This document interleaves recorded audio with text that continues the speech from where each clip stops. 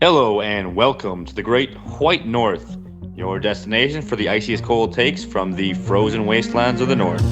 I'm your host, Charles Constantine, and with me is NP. Say hello, NP. Hello. Oh, what's going on? How are you doing today? I'm having it. It's all right.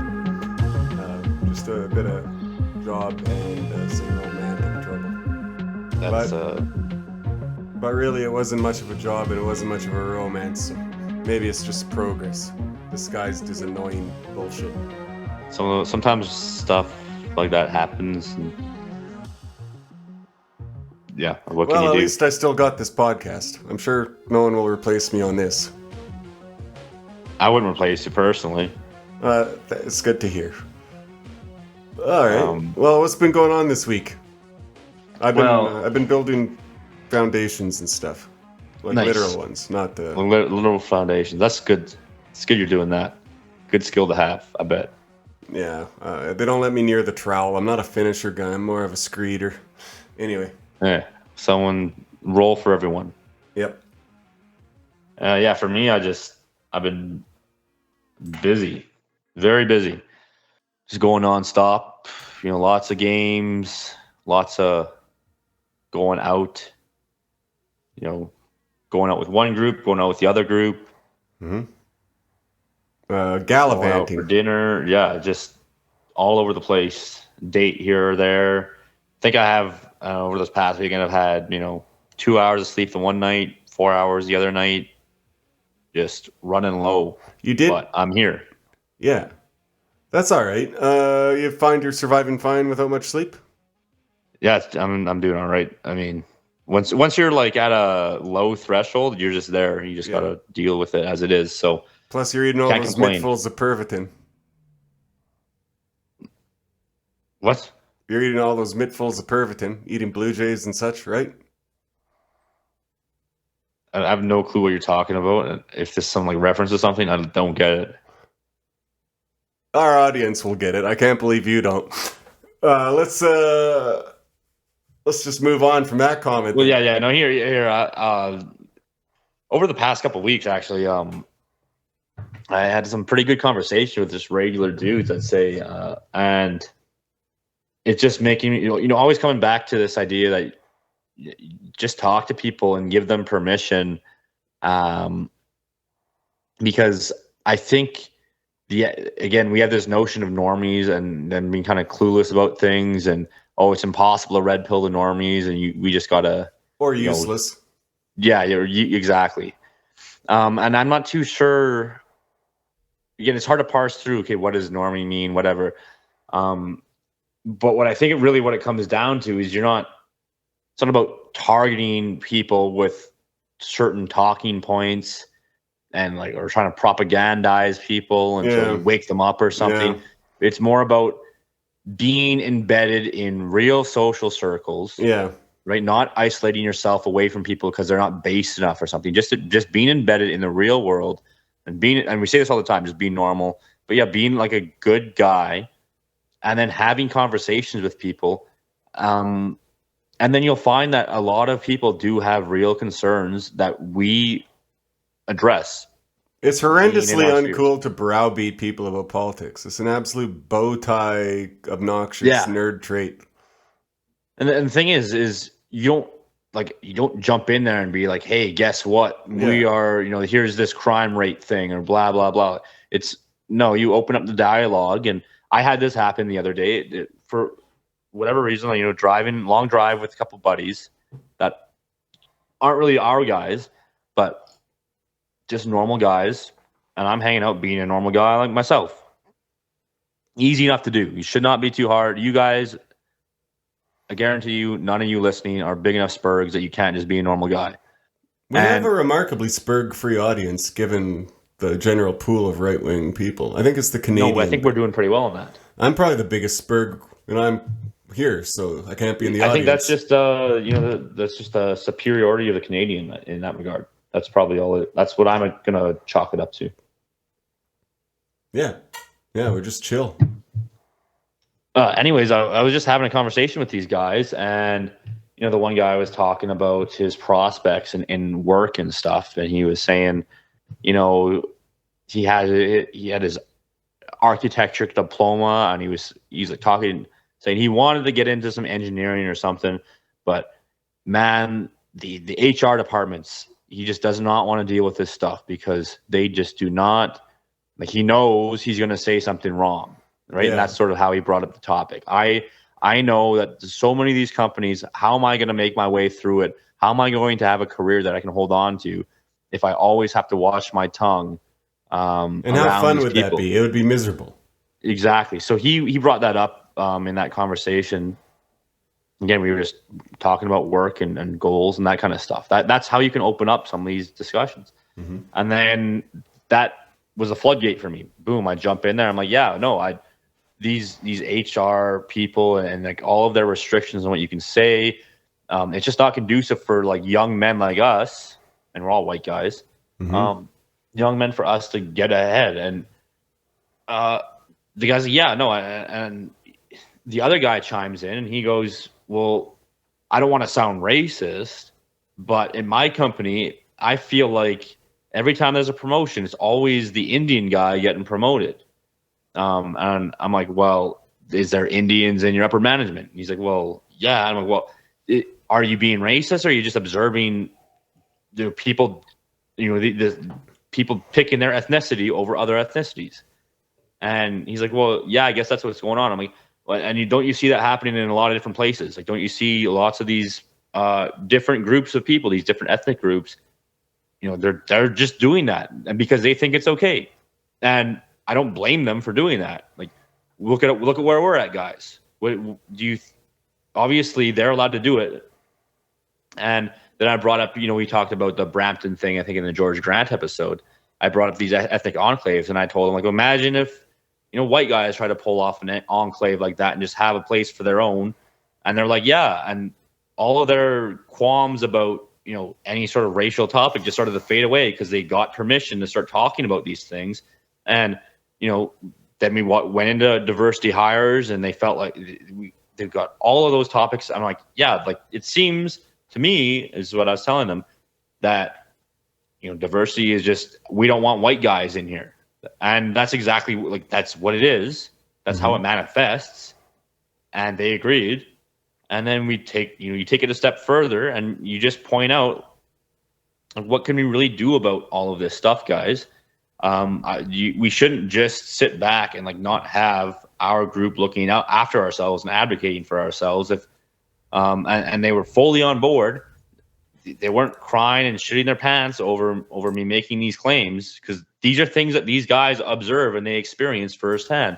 And all you need to do is just be a normal guy again and give them a voice to issue their concerns. And I think a lot of people need to take a step back from the sort of, Telegram poll spurgery and realize that, no, there are good guys out there looking for answers and looking for people to give them permission. And you need to embed yourself as a normal person, because that's what you are. You're not something special just because you're red-pilled on whatever. You need to embed yourself in real social circles and live a good life and be a good guy. Mm-hmm. And those opportunities and those situations and those discussions are going to come about. Dimes gave me a good piece of advice on this, though. A little comment. He said, but be careful when you do, because once you give these guys permission on cork, they'll really let loose a lot of the times. Take a step back, he said, because they're going to go. No, it was funny because we got into, like, some of the LGBT stuff, and they're like, the whole kind of libertarian thing. Well, I don't care about it as long as you're not forcing it in our faces all day. Like, it's out of control now. And then I'm like, well, there's a little bit more to it. And you gotta get into those topics, and they're kind of uncomfortable. Well, and also they are forcing it into our faces. Well, yeah, they are. But the funny thing is, too, is they want to know more, though. That's the thing, is a lot of these guys, they don't have the arguments, they don't have the understandings of these things to go deep enough, other than a sort of, this feels wrong, but I don't really know why. So what did you tell him about? Did you tell him about the AIDS zero patient? Where I got it was funny because we got into the sort of tranny stuff and the surgeries, and I just made the point, like, okay, if these people feel different, then why are we doing this extreme surgery on them that probably ruins their life? And I think that's the way you approach this, is we are enabling people to ruin their lives. Show some compassion, because a lot of these people are just if listeners will know, we did just talk about we had a recent that episode about a guy who ruined his life, and I think we were reasonably compassionate, if not supportive towards him. A lot of them end up regretting that. And I made the point, like, well, if this is an issue and their hormonal solution, well, why not the other hormones? Why not? I don't feel like a guy. Why give them female hormones? Why not give them male hormones? Because we do that for anyone who's testosterone. Sure. Like that's something you can get. But the way I got them more interested is I'm like, not only do they do that surgery, but it gets way worse after the surgery. But I'll leave it at that. I don't want to gross you guys out. And then the one guy's like, wait, I want to know more. I don't care if you gross me out. And then that kind of opened the door, and boom, you feel like you have a tree stump, but nothing's there. Because I just read off that thread to them or whatever. Yeah, or like you talk about the dilation stuff. Like, just again, I don't want to get out on the show because it's just not. Yeah, and everyone knows. It's not fun to listen to. Yeah, read some of the good green texts about that. That's the thing is, like, again, people are interested in these discussions because they know there's something off about a lot of the things going on. They just don't have the vocabulary or the deep enough understanding. And the average guy, and I guess obviously I was the kind of guy, and you were the kind of guy, and a lot of us that are listening here are the kind of guys that dive in all the rabbit holes and spend lots of time parsing through all of the red pill stuff. But the average guy isn't doing that. Hey, look, you just need to have enough to just kind of. I knew this would happen because I saw it coming the moment I joined. Actually, the moment I joined the whole thing marked the moment that kind of like tradesmen, midwits started to get it. But I knew, I was like, okay, first it was the most aggressive and belligerent and like antisocial, theory crafting eccentrics. And then it filtered down to kind of just like outcasts and, really sharp people. And then it filtered down to me and my kind. And now it's filtering down to everyone else. It's just how everything goes. It's always that way. You're the first guy to think of a thing is always going to be some kind of outlandish weirdo. It's just, and he'll feel pretty outcast once it filters down to all the normies. But I think we're there. We're there. You broke up when you were talking about the first. You said the first kind of guy is the kind of guy, and then lost you. Okay, well, hopefully we'll do some editing here. Okay, so it goes from absolute schizo Terry Davis weirdo, hardcore criminal Aryan Nation kind of outcast, like most antisocial people. Then it goes down, and like theory cells, and then it goes down to guys like Tyler Hamilton, who are just like really sharp and a bit weird, and also like just disagreeable enough to carry it, or intellectually honest enough, but still extremely rare. It filters down to guys like me who are kind of like weirdo tradesmen, midwits, etc., whatever. I think you're in that camp on a different branch of that tree. I don't know. Like, if you're like, if I had to give myself the assessment, I would say just a guy that wants to know things. Yeah, you're an intellectually. It was the impulse for me to go. I found about Greek mythology when I was 8 years old, and now I got to read everything about Greek mythology ever, and then so that's I don't know what camp you'd put that in, but just you get a little bit of taste of some new thread to pull on, and then you just yank it. And that's kind of where I guess the thing is, you either have to be disagreeable or intellectually honest to a certain capacity. But as it filters through and down, you need less and less of that till it gets to the quote unquote normie. Right. And now we're there. So, And that leaves actually a lot of the theory cells and old disagreeable assholes, like out of like now. Oh, you know how? Well, you just think about it. Now they feel kind of alienated from the movement.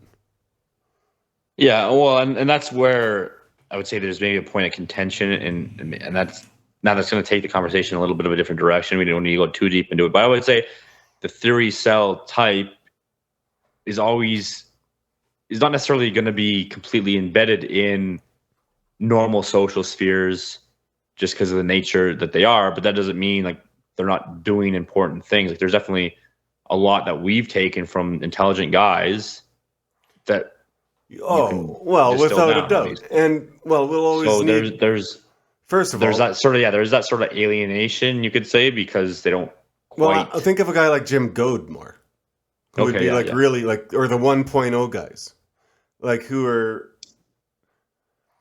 It's I'm not talking about Joel Davis theory cell. Who's right on the forefront of it.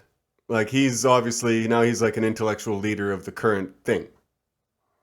I'm talking about even your Jared Taylor is not as popular as he once was. Even your David Duke, even your whatever, right? Right. I got you. I get what you're saying now. No, all respect to theory cells, and if that's the kind of high risk reward thing of being a theory cell, you're always going to start out as an eccentric fucking weirdo. If you're saying anything like new and interesting. And if you're successful, your best case scenario is that now all the normies believe what you do, so what you believe isn't edgy or cool anymore. Yeah, and then I think that maybe the pitfall with the theory cell thing. It's almost a tough category. It's built into down completely. Yeah, but you put so much time into crafting your particular approach that you can almost crystallize it and then not be relevant at a certain point. Or have it, yeah. Or you're just now plain. Right. No one needs to come to you because they've already established all of. It's kind of like your talking points are habit for the average person now. Yeah, punk rock suffered the same fate. Except it was always kind of it was a bad example because that one was always kind of pushed through. But,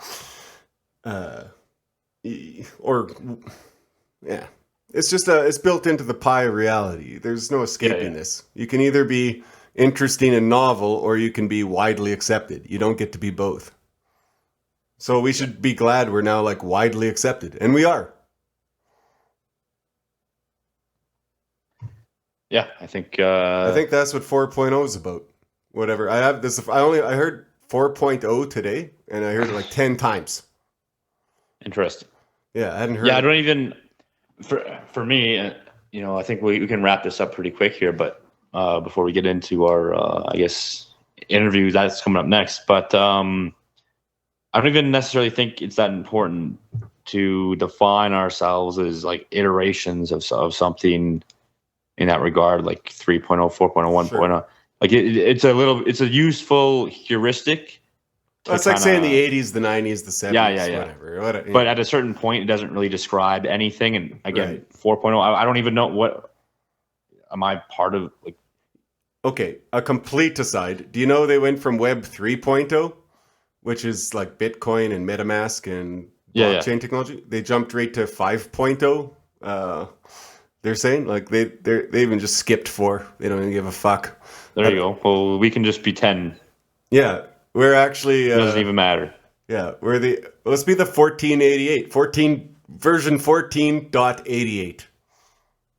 Why not 1488? Because then that's a lot. That's a big number. That's okay. Solid point. I'm glad we workshopped that. Let's get a CCC guest here. We got Winkler coming up. Sweet. Let's hear this dude. So we're here with Winkler. Winkler and I were just talking before, and we were talking about old character homes on the island, and which island? Elaborate. The Vancouver Island. There we go. Isn't that the island? I mean, that kind of is. If you're a can't just Western assume Canadian, the audience knows.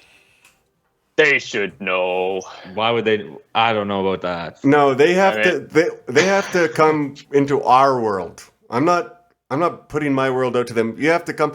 I'm like that guy. You go visit him, and everything's kind of weird, but he doesn't explain any of it. He forces you to adapt to his world.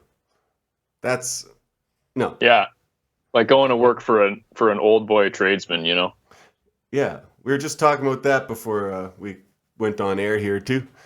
You were saying you did some of that. We were talking. It's a good topic, actually. I had some real masters help my way through the apprenticeship and teach me a lot of what they know. You had the same?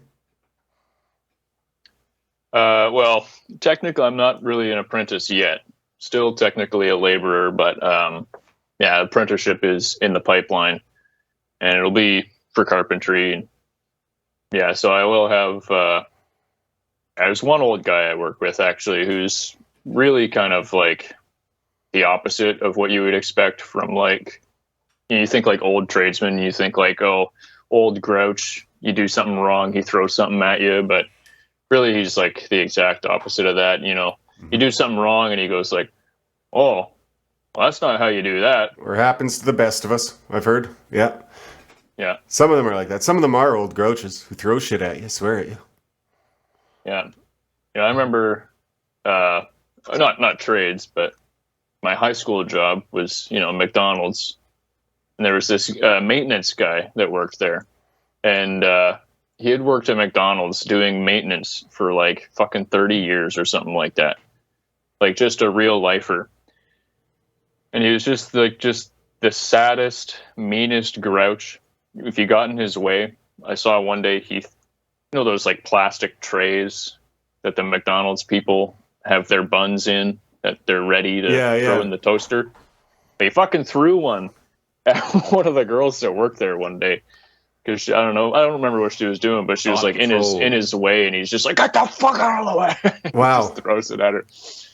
Actually, when I used to do kitchen work, I had a chef who was, he made Gordon Ramsay look like just a lamb, right? And he would throw pans, chicken breasts. He'd spray people down with like the hose from the dish pit. He'd just swear at people. I saw so many people that go back to cry. And he was a real dick too. Not like this was all conducive to everyone becoming good cooks. He was just an asshole. I've heard that a lot of kitchen work is like that.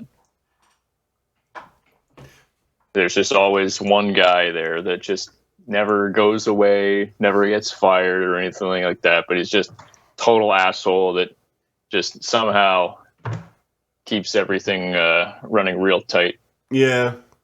Yeah, this guy's the head cook or like the head chef. So, yeah, and he was very good at it.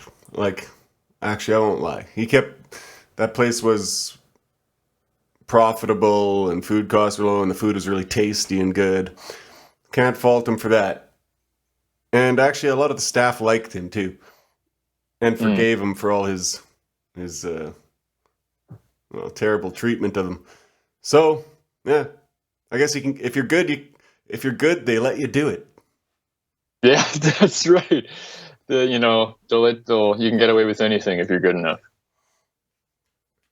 One of my friends, a little bit on the older side, and when he was younger, he worked as a cook or whatever, just as a helper in a kitchen and working in the evenings. And the head of like the evening shift for this restaurant was this guy who would just get out just spitting drunk and would like follow him around trying to beat him over the head. Like not even joking. I mean, it's funny to think about now, but like that's got to be scary. You're trying to do your job and your boss is like trying to kill you just every day. It would be stressful. I think a little bit. Well, it can be fun. I mean, you add some spice to your job. Yeah, you wouldn't be bored. There was one place that I worked.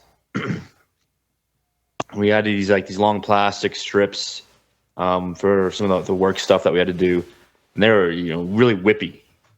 And one of the guys there, he liked to just like pile them up in his hands and use them as a little whip and just sneak up behind you while you're doing work and just crack it. And it snapped and it fucking hurt.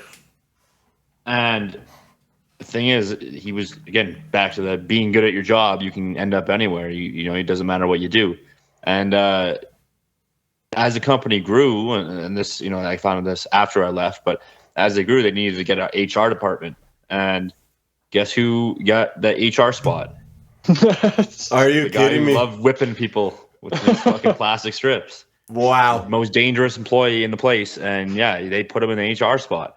That's perfect. Actually, that's genuinely better than just hiring some fucking crow. Well, exactly. It is Yeah. way better. It's like if you're playing sports, and if your ref was like a really dirty player, like if he was a guy that could cause shit all the time on the floor, on the ice, and then he goes to ref, like that's the guy you want reffing, because he knows exactly all the dirty tricks to pull. He can call it out. You don't want some like pristine, like good boy reffing you who doesn't even know all the dirty ins and outs. You want the greasy guy. Yeah, damn right. Have we ever talked about the bosun's mate on this show? I feel like I've told this story before, but I'm not sure about on the show. What the fuck is that? Well, on a ship, the bosun is the guy in charge of the rigging, right? Okay. And the rope. But he ended up also, and especially I think the bosun's mate ended up the disciplinarian on board too. And he'd carry around a codge made out of like a varnished piece of rope, Huh. Oh, shoot. So he'd. I've always wondered how come. I've always wondered if he didn't get that job just because he had access to that rope. Like if it's just not a natural fit like that. I'm not sure the history of it, but Well, it probably makes sense. that's anyway. The HR on a old English sailing ship was the bosun's mate, and you didn't want to fuck with him. Sounds like we need to return to tradition here. Like we got the wrong people in HR these days. Yeah, you need a good old boy who he's not going to put up with your shit, but he'll also, Lay down the he'll law. understand exactly what's shit and not. Yeah. Yeah, we got too many chatty Cathys, too many fat flabby Wiccans in HR these days. Just need to go back. Yeah, those are the people that need to be policed by the greasy hard ass HR guy. Yeah. Those people need the policing. They should not be doing the policing. Yeah. One time I worked for a company and I hit on an HR girl like really bad and really drunkenly and really aggressively at the Christmas party. Well, that's the play. And yeah, I think I had her on the ropes, or I wouldn't have, been so greasily after her if I didn't get some signal back, right? But the next day I was told this. Like, I don't even remember. Anyway, I got laid off a few months after that, so yeah, unfortunate. Hey, you win some, you lose some, right? Yeah, you lose some. I've been told you win some too. I guess it's hypothetically possible, or why would we play at all? Yeah. It's like playing the lottery. Yeah, you got to win eventually. Can't win if you don't play. That's right. Yeah. And, every day you're alive, that's another W right there. Even if it's fucking hell world out there. Yeah. If getting out of bed's half the battle, then going to bed's the other half. Put a notch on your belt. That's too true, though. Just crushing it every day. You just might have to slide the definition of crushing it now and again. Just give it a little tweaking every now. Yeah. You know what? Here's something. It's a little out of left field. So Winkler, do you have any qualms about pissing on the side of the road on a long road trip? You got any issue Not with at that? all. Not at all. Not at all. No. If I got paid for that, I would be Donald Trump. The further you are away from home, the less I give a shit about it. Okay, so it seems this must be an Eastern thing, maybe just an Ontario thing, maybe not even not Ontario, cosmopolitan Ontario. Because got a buddy on my team from Ontario, and long road trip from Calgary after a game. The guys that he was carpooling with pulled over, and they, typical, like, just piss on the side of the road. Who cares? Of course. Like, everyone does it. I piss on my back tire sometimes if I'm being shy. Yeah, I mean, what's the big deal? That's just what you do. Yep. And then this guy, he's just, I'm not doing that. What's wrong with you guys? Like, he was losing his shit over the concept of pissing on the side of the road. Like, what a fucking nerd. Yeah, no doubt. I used to piss on just the walls on buildings in Vancouver. Well, yeah, that's exactly it. So who cares? That's how you fit in Vancouver. But I was hearing the stories of them, carpooling around with this Ontario kid, and he just could not get over that. Like, it was just a big hang up. Just uncouth, according to him. He was asking, like, well, we need to find a gas station, and then they go, well, there's nowhere that you're going to go piss inside, for another 45 minutes. So you better just piss. Like, you better go right now. I'm not even going to stop. Even if you don't piss, I'm not going to stop. And as far as I know, he held it the entire way, like another hour and a half. Holy shit! Oof. Wow. What's your guys' take on the piss bottle? I'm not a fan. I'm not a fan of that. I've never done it myself because pulling over is so quick to do. Well, if you're pulling over anyways, you may as well just get out of the car, stretch your legs, take a piss in the great outdoors, rather than trying to stick your wiener in a bottle. Yeah. The logistics of it alone. I think. Yeah, they make bottles too small, first of all. Maybe that's why it's only mostly Indians who do it. Well, it's piss jugs. Yeah, okay.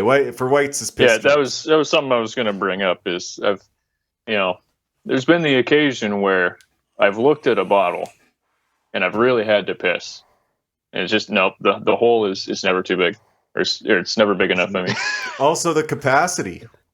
I could probably do a liter. I don't know. I've never measured my urine output. Pretty sure I piss a liter minimum. Especially if you have to go. Yeah. If you're like holding it the whole ride, you're filling up more than just a bottle. Think about you just drank that bottle, right? So that's got to be in you. So that much at least is coming out, plus whatever you drank before. Yeah. I guess the thing is, like, I've never been in a situation where, I'm hauling stuff that needs to be somewhere in a given time. So that's never, you're never in a situation where it really saves that much time. I'm not pulling a Ray, right? Yeah. Yeah. But in that situation, you're not using a bottle, you're using a full milk jug. You got your piss jugs going. Okay, but why do you have a milk jug in your truck unless it's for that purpose? Or are you just it is for that purpose. Are you drinking strawberry milk, like 4 liter, like a gallon jug of strawberry milk while you're driving? Because then I wouldn't be worried about pissing. I'd be worried about spraying shit on the side of the road if I was drinking strawberry milk. Sorry, what were you saying?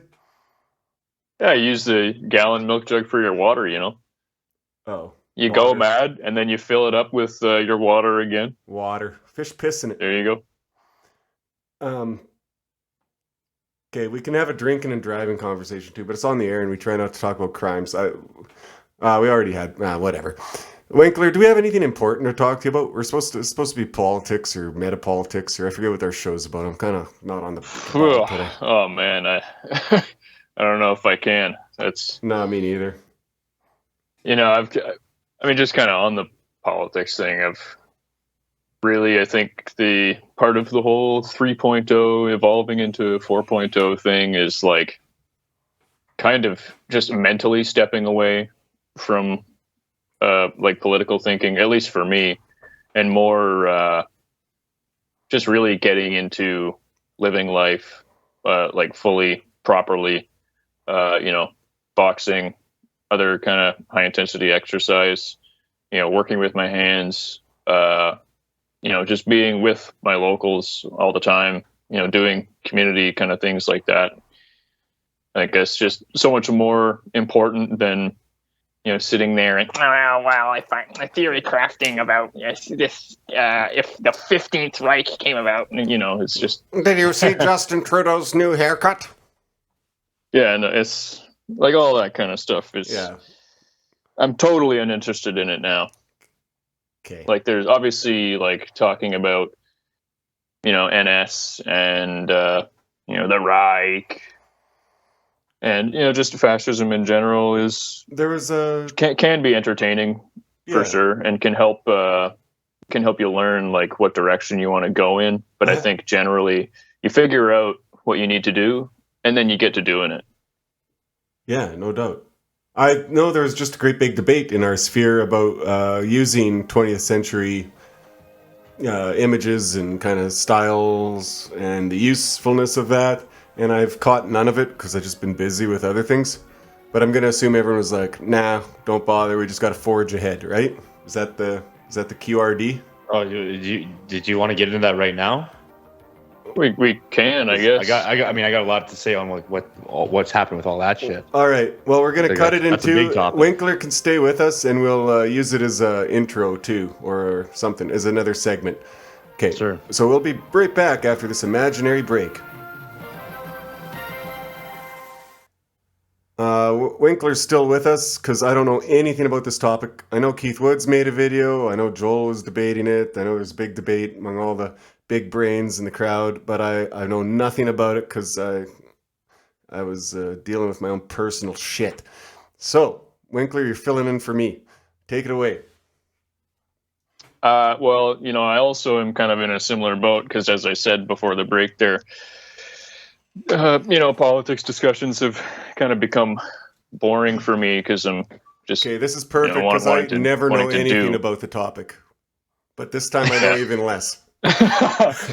So, I guess I really am filling in for you then. Yeah. But, I mean, I don't know.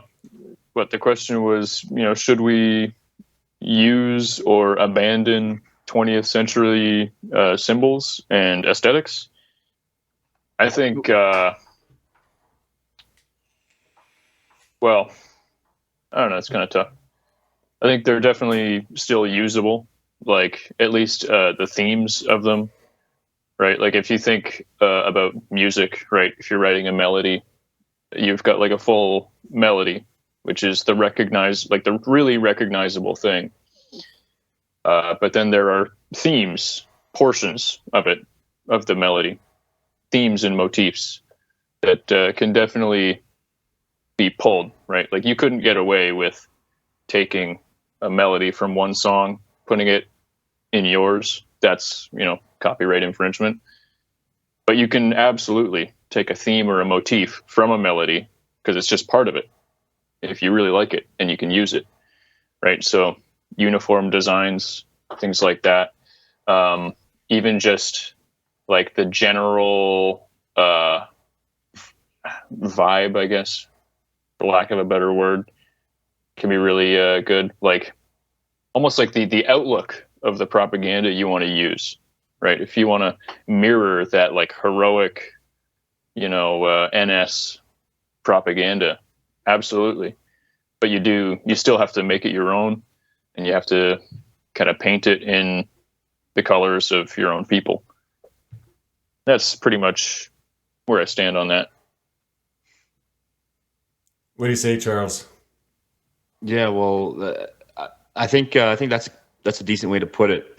And this is something I wanted to get into a little bit, even before this whole debacle came out. And then it just happened to blow up over I think it was the weekend. Well, it doesn't even matter because this episode is going to go up way later, so whatever. But there's a couple things. So there's one issue here that I see is guys having no contextual understanding of their own history because they spent so much time delving into 20th century European political movements and then just saying, well, that looks cool. Now let's slap some of those symbols on what we're doing right now. So then, suddenly you got guys, repping the Totenkopf or, whatever SS logos they like. And just being that, like, here I'm just gonna graft some aesthetic symbols that I like because I read about it online, or I listened to some podcasts about it, and now this is the way that we look as we're going out and about. And this is kind of we're this cool subculture of base aesthetics. And to me, that's just like stupid. What are you actually get out of that? Like you aren't that, for one.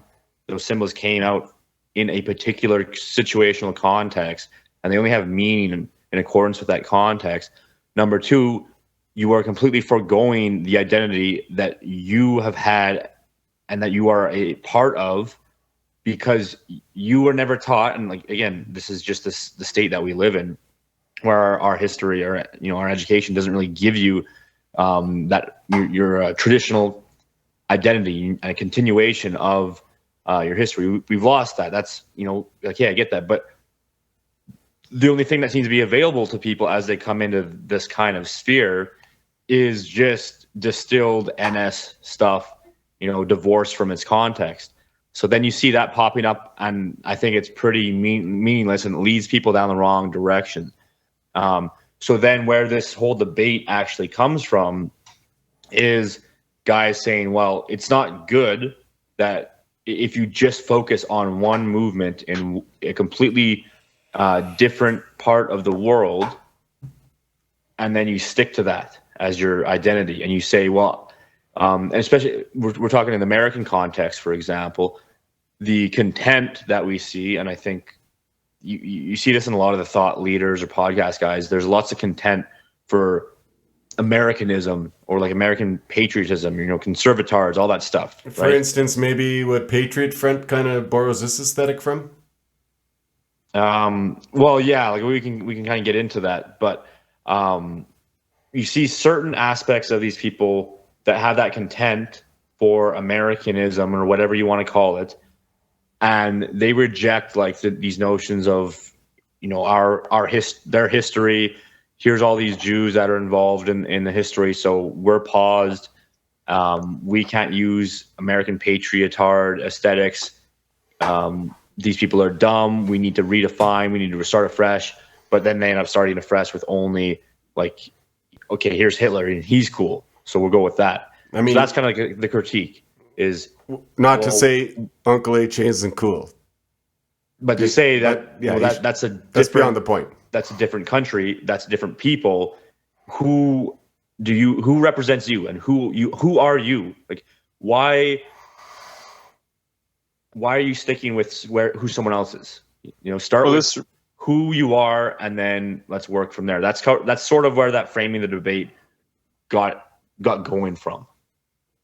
Yeah, I think this really kind of gets into the idea of what is tradition in the first place, which is tradition is a living thing, right? Tradition only exists with a living people, right? It's carries on with them. You don't get to just reach into the past and simply take tradition from there and say, great, we've recovered tradition and now we're going to, completely build it anew. Because no, you're going to mangle it because you have no context or it'll just look like a heritage museum. Yeah. So really it has to be something that you pull, like something living that you pull from the now. Like you can spin that thread from like all the way to the past and try and reach at that thing that you think is really cool and aesthetic and whatever, but you're only going to be getting a piece of it because it has to be living, has to have carried through, and it has to be like contextually like correct for you. As we're going to learn from the text we're about to discuss, the medium is the massage. The medium is the message too. So it is like factually, literally, physically, metaphysically, tactically impossible to recreate tradition on a computer screen. Yes, absolutely. And going back to that, the aspect of the living tradition, some of these critiques that leveled against, the notion that you can just reject all of your, your prior history and just sort of start fresh and be like, okay, well, we don't like our founding here. This stuff is paused in X, Y, or Z, or the founding is, flawed. The tradition is flawed. The patriotards, they get the wrong idea. That goes back to, well, like, now you're just saying, let's cut off the tradition. Let's cut off that, whatever you want to call it, the historical process that has led you to that point. And then let's abstract out this notion of who we are right now. But, and this is something we talked about on, way back with Owen's article about being part of the continuity of that, right? And I don't think you can really just completely reject that line of tradition that's led you to where you are now. So I think there's a good critique in that of that rejection of Americanism, where, well, no, there is something there, and there is like an underlying essence to Americans, and then obviously more relevant to us, there's something there for Canadians. You said that, we talked about this on the show before, where like there's obviously still this notion of like what it is to be a Canadian, and we see this talking to all the different guests we have on the show. Like you just talk to a guy and like it's not something that you can sit there and here's 10 points on what it means to be Canadian, and then there we have it defined. But it's something that's sort of like pre-objective, like you're just there and you're like, I'm with a Canadian. And if you spend enough time with just regular people, probably not the shitlib cosmopolitan types, but like your average guy, or your Berta boy buddy, and probably you got your equivalent in BC, Winkler, but you just know there. So that exists, and that is something that has continued despite all of the political changes of the country at the upper levels. So I don't like the idea of just completely saying, well, let's our country sucks, let's forget this and start from scratch, because no, we're still that living tradition is still here, and I think you can do a lot more good for yourself if you try and bring that out and promote it and find where the positives are and reestablish it and live it, as opposed to always feeling like you have to refer to somewhere that is better, more based, or whatever you want to say. I think we need to do a better job of just being, it's kind of like the it's almost overused now, but the become who you are kind of thing. I think that notion is still something that is valuable, and you don't need all these aesthetics from places that aren't really relevant to your historical situation. That's not to say you don't need to learn about that. It's not to say you shouldn't be aware of, World War II and, the lies and the truth surrounding those certain things, because it does become relevant. But I just don't think making that a centerpiece is very useful. There's people that do it and they do it well, and that's their thing, and that's good. But if we're trying to say, like, what are we and what can we build off of, I think it goes back to just be Canadian and do your thing with your boys and do your thing with families that come out of that. And you will see, like, that is something unique and that is something special. I think that's sort of the path that I'm seeing value in. Absolutely. Yeah, I mean, if you think, all of us here, we're all nationalists. We believe in our, nation, but when it comes down to it, the broader nation, and especially here in Canada, the broader nation is really like the vital spirit is rotted away, and there's so little vitality left. There's so little animating spirit left, and so really, truly, the nation for us to be nationalist about is right. It's like your friends. That's basically it. It's I will say you find your friends, and then there you go. There's your nation. I'll say this with full sincerity: the Great White North is one of the last flickering flames of Canadianness that exists in media. and we rot away at 100 followers, but we'll keep it alive in the palm of our hands. That's like, name something more Canadian than this. The Trailer Park Boys, maybe, but you fucking can't. Even the Trailer Park Boys kind of sucks now, like the later seasons, right? Yeah, I haven't watched it in a long time, so I only remember the older stuff. Of course, everyone does. Yeah, no, we are it. This is the last ember. We got to blow on it. That's right. No, it's we're the precious acorn, right? the mighty oak has fallen, and it has left behind the precious, vulnerable little acorn. Beautiful. But that mighty oak that fell, all of that decay will feed the growth of this new little acorn. We should eat our ancestors for sustenance. Whoa. Hold on a sec. Oh, sorry, I took the metaphor one step too far. I apologize. I'm getting some Hey Ahoya stuff right from you there. No, but that was pretty deep, Winkler. That was awesome. Good. You might actually steal my other job too. I'll lose my podcast, my job, and my romantic interest all in one day. It'll be great. Oh, fantastic! That's what I'm here for. I wasn't actually here to be a guest on the show. I'm just here to fuck your life up a little more. Get in line. He's got time for that in about a month. You can. We'll book an appointment for that. Actually, Bigums was coming after my job too. He says he wants to be he says we need a funny guy. I said I thought I was a funny guy. No, I guess not. I think I'm pretty funny, but I don't know. Yeah, fine. I always thought Bigums was like a serious, smart, and like good. I'd love to. I love having him on.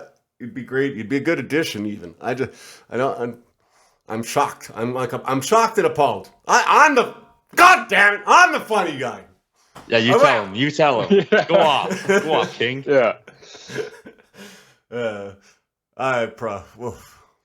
Well, little acorn. We'll use that big oak to as the blueprint. Loosely guide the path. Winkler, I am touched by that metaphor. We'll probably use that like a million times in future episodes. I think that's beautiful. I think awesome. That's useful. Yeah. Well, it's just. The fruit that contains the seed that grows itself. That's life, man.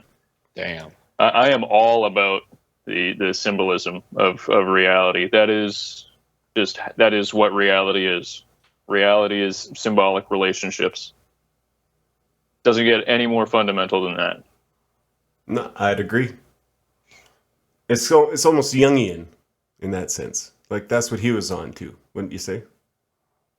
I don't know. I never really got huge into Jung. I mean, I was interested a little bit in shadow integration, but then I kind of got interested in Russian Orthodoxy, like the symbolism in Russian Orthodoxy. Hey, is dark maga shadow integration? You could say it's like a form of shadow integration. It's like saying, I mean, just think about it. It's like, you say, so all the MAGA people, right? They're saying, we want to make America great again. And then, of course, the lib shits come out and say, you're terrible, you're white supremacist, fascists, Nazi, blah, blah, blah, blah, blah. And it's just the acceptance of that shadow and saying, okay, dark MAGA, yes. Okay.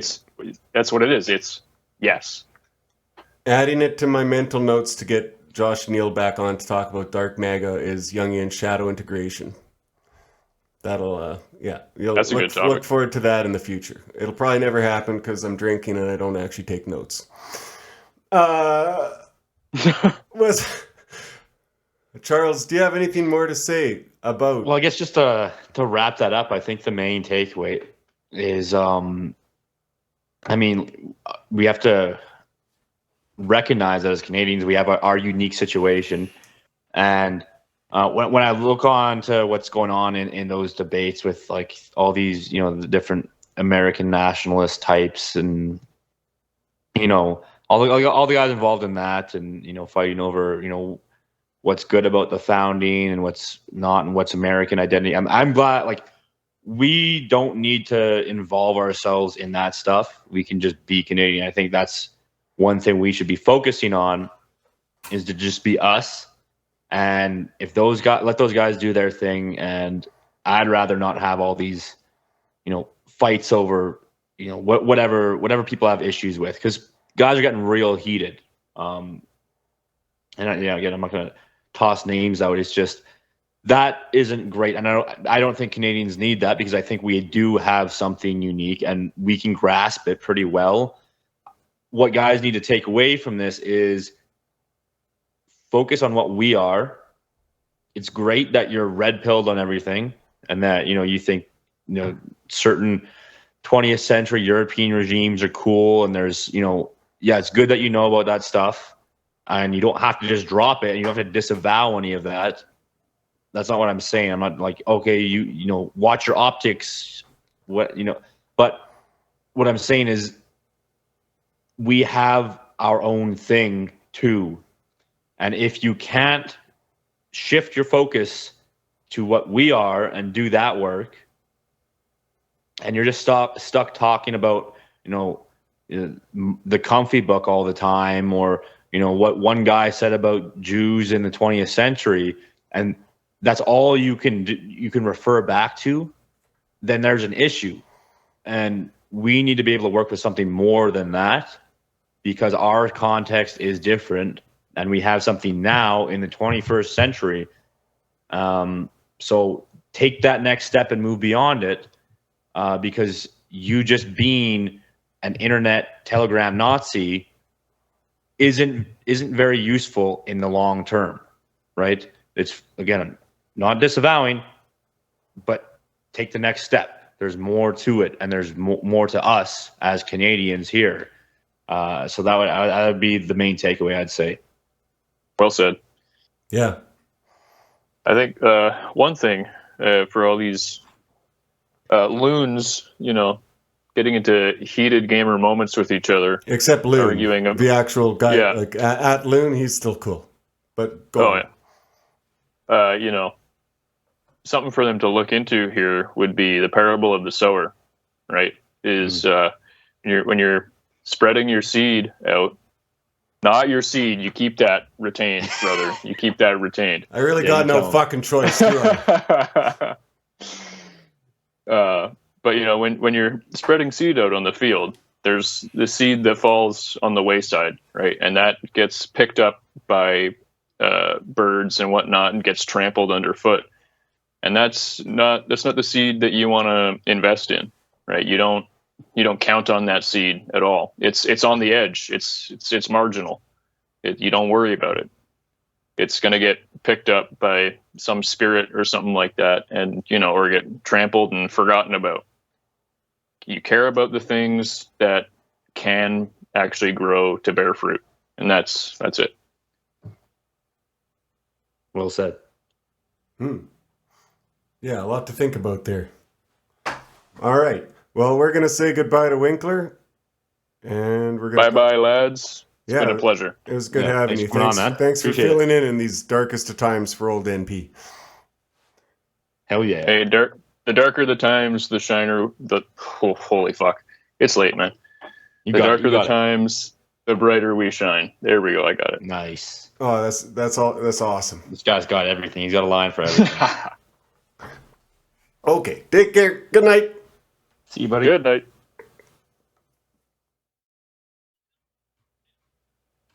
Well, Charles, this week we're discussing a primer, kind of, you could say, on Marshall McLuhan, the infamous Canadian intellectual who reshaped the world's view of media and information and how we interact with it. So this is called The Medium is the Massage. Not the medium is it's a little play on words there, you see. Mm-hmm. And it's a very interactive book with a lot of like advertisement type pictures and like graphical play and design. and it's very kind of postmodern, you'd say, and it's juxtaposing short paragraphs of text with almost like the kind of shit you'd see on Dogbot's account. Just random fucking pictures of stuff. The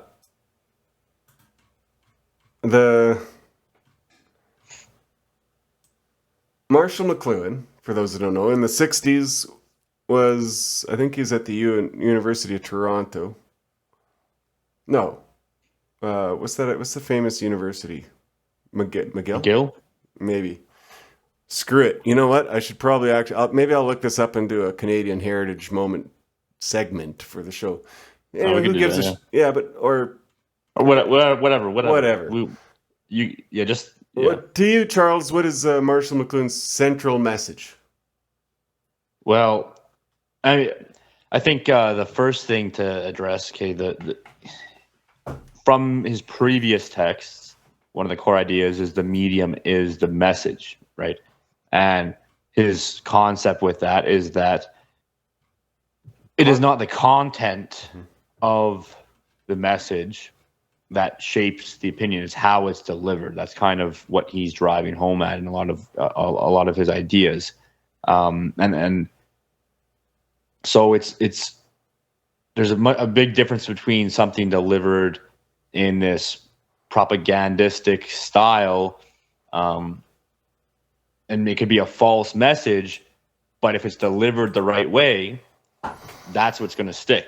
And the correct message or the truth delivered in the wrong way doesn't stick. Well, and that's that again. Can we tie this to phenomenology? Because let's not we're jumping the gun here. Just hold on one second. Okay. But so then he calls this text the medium is the massage, and like a lot of people think this is like some typo or some Mandela effect, but no, he intentionally named the book Massage because to go deeper in that notion of the medium containing the message itself and being more important than the content is that he describes this, especially like advertising, for example, it massages the message out. It runs over your experience of whatever's being presented to you. It cultivates your environment, and that's why it's massaging your brain and your experience, and shaping society with the way it's delivered. Yeah. So that's sort of the main takeaway, and he gets into a lot of different ways that this is occurring. It really ends up describing the whole world, like everything in it. Also, just quick aside, for those who are hesitant to join the book club, on page 24 of this week's book, there's a pair of boobs. They're not phenomenal, but I'm looking at them right now, and they're boobs. I mean, it's pretty good for a book club. You don't usually get any, so hop in. I'll hop in the Telegram chat and join the book club. That is a solid sell. Only not exactly on track. Get on track. Sorry, I was just skimming through and I couldn't help but notice. Even though I'd rate them like 4 out of 10.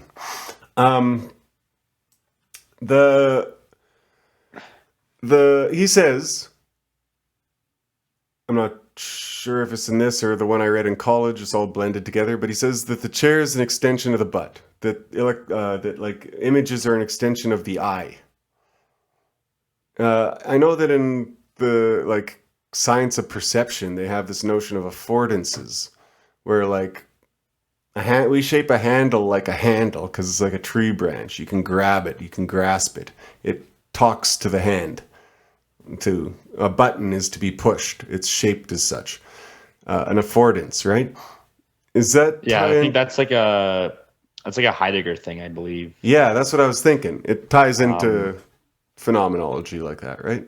Yeah, that kind of stuff. And yeah, the notion of extension. I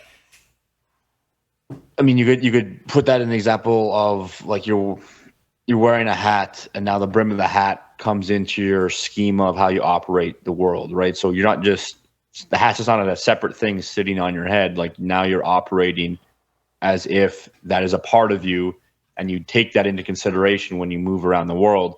Right. Now he takes this in a very interesting direction with that, in how that notion of extension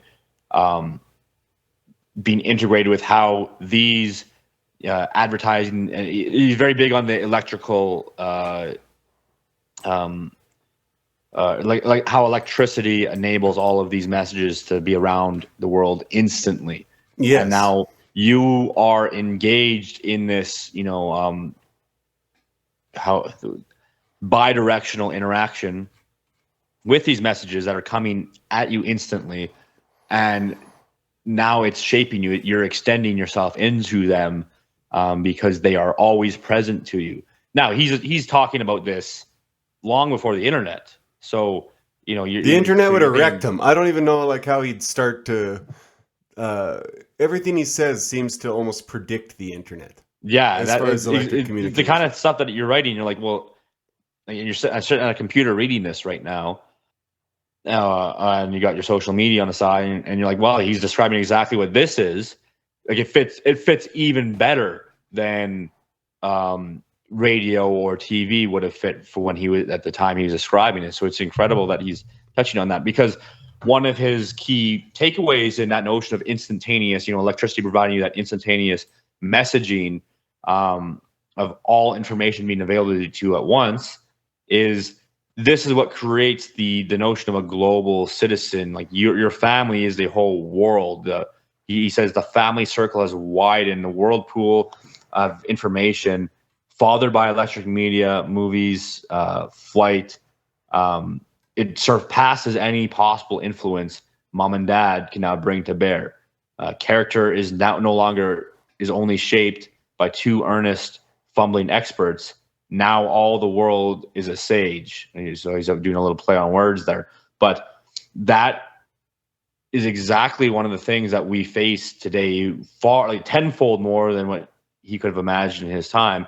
And no matter that's the thing, a big consideration a lot of us have to take note of is that no matter what you do, there is this opening up to the entire world with the possibility of shaping everything that you do and your children do and the people around you do. And so you need to, he talks a little bit about stepping into the new paradigm of the world we live in, and not being caught up in the old notions, because no matter what you do, no matter how much you want to go back to just pure traditional living, you can't escape this entirely. There's always going to be that. And I think we've talked about some of this stuff when we talk about technology and the way the world advances, the way systems and structures advance as a sort of necessity in some of our previous episodes. So now we're talking about the way this information shapes the human. So this is what we need to be understanding. Okay, I want to bring one point up, though. He divides media into hot and cold, and that is like a hard concept to grasp, and I probably won't be able to successfully do it. But one of the main things would be like, can you respond or engage in the medium back? Like writing letters, right, to like a pen pal is one medium, and then like a book would be another. You're just receiving the one, and I think the hot one is the one where you can talk back, but it might be backwards, because I always get confused by that. No, I think it's hot is the one that you engage in. Cold is the passive. Like, so TV is cold. Yes. TV, but movies. The internet is hot. And that's a major difference. Yep. It really changes how we interact with it. The mass media and the media that he's describing of radio, television, whatever, is not the internet. Not one bit. Mm-hmm. He somehow predicts the internet in a lot of ways. Just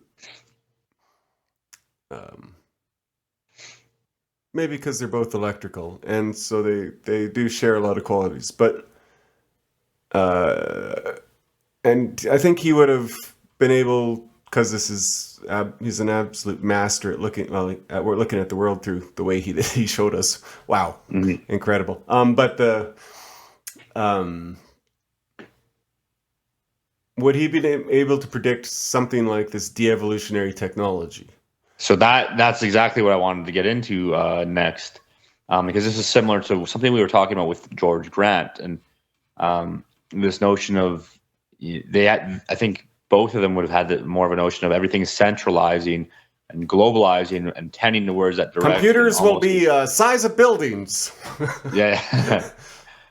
Well, I think that not quite that, but at the very least, it necessarily leading to more centralization and mass society garnering in more and more people in this the global homo or whatever you want to call it, and the electrical currents that McLuhan's describing leading to the global citizen having instant access to every event around the world all at once. But that's where this devolutionary technology comes into play. And I think this is an important takeaway, again, revisiting these texts from the 60s with a new lens. Because if we take into account now, what are we doing with a podcast, for example?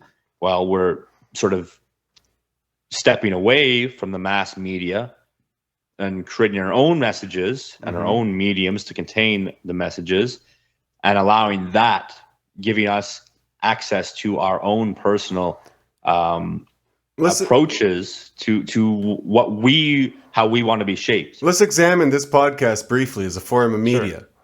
It's a podcast so small that a good chunk of our listeners can just actually talk to us, and many do on a daily basis even, or message us. They just add us, right?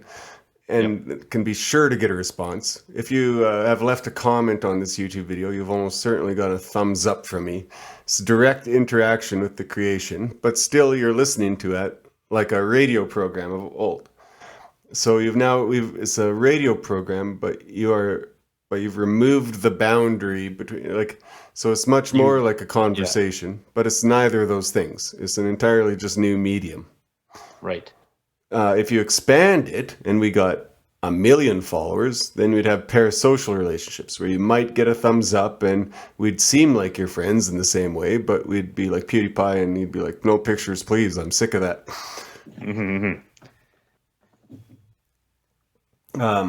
So what is the message of this podcast? Well, I think, again, you can just look beyond content. You can just look at things that we talk about, obviously, so the content. And obviously we, even earlier in this episode, we said, well, we want to, direct ourselves to having this notion of, what is Canadian. And then on top of that, obviously, referring to what we're doing right now is uncovering some of these different ideas that are useful to the wider goal of having a stronger sense of self, nationalism. What can we do for our situation? But then what is the message beyond that? Well, if the medium is the message, I think that's where it gets a little trickier, but we could say that it's this space, this interactive, not completely interactive, but a space for interaction to occur where you can now engage in something that you feel comfortable letting shape you, for example. It's tough to dial that in exactly what you would call that using. Here's one way I think McLuhan might approach it. The TV or the radio. Your local radio, you can even text in, but still it's coming from afar and everyone's so giddy to be on. It's a patriarchal experience. And I don't mean that in a feminine sense. I just simply mean that your dad is not your friend. Your dad gives you orders from on high when you're a little kid, right? And they're unimpeachable. They're, it's one way. If you try and tell your dad what to do when you're 5, you find out quickly what happens. But So now what we have is fraternal. It's almost literally fraternal in that many of us are kind of in a fraternity together. But it's also fraternal in the same way that you can tell me to fuck myself and you'll probably get in a good little scrap with me in the comments or on Telegram or whatever, just like you would with your brother. It's egalitarian in the sense that brothers are. Not that we're all equal, but simply that we're all on that same kind of footing. Now, by being the broadcaster and not the receiver of this, we get to be the big brother or whatever, the long-winded brother, which is a privilege we granted ourselves.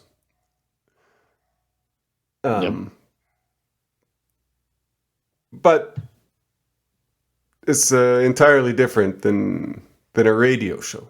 It doesn't feel the same, you don't consume it the same, and it doesn't do the same thing to your brain. That's a good way to put it, yeah.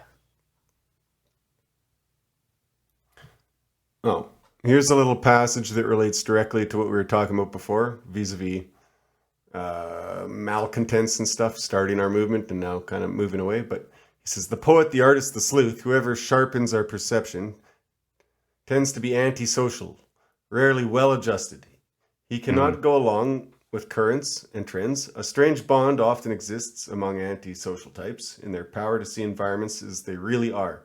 They need to interface to confront environments with a certain antisocial power. Sorry, my eyes are bad. Is manifest in the famous story, The Emperor's New Clothes. Well-adjusted courtiers, having vested interests, saw the emperor as beautifully appointed. The antisocial brat, unaccustomed to the old environment, clearly saw that the emperor ain't got nothing on. The new environment was clearly visible to him. So, that's apropos of not nothing, but to the earlier point. Yeah, that fits real well. And he does bring up this notion of youth and having a different approach.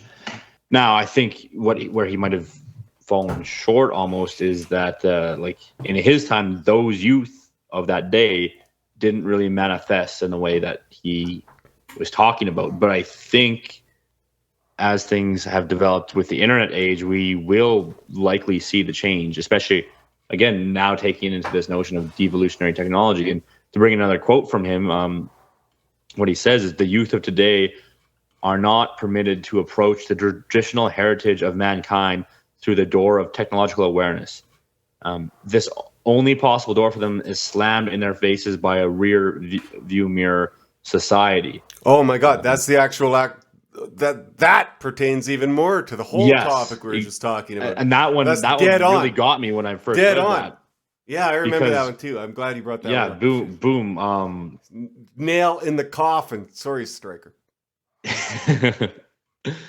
So that's just where what we see now is the whole act of this process that a lot of us have gone through of diving into the internet to uncover the tradition and the roots, or to uncover our heritage through the electric circuitry of the internet. That's just opened the door to us after having it slammed on us by the rear view mirror society that he describes, the one that leaves that all in the past, that doesn't give us access to the past, in a meaningful way. We've been able to, rediscover that.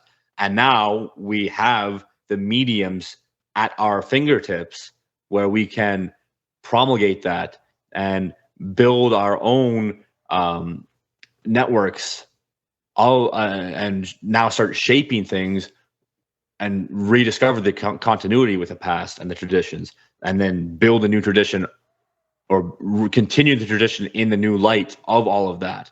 So that is what I find very interesting about what he's talking about here. Those are some pretty important implications.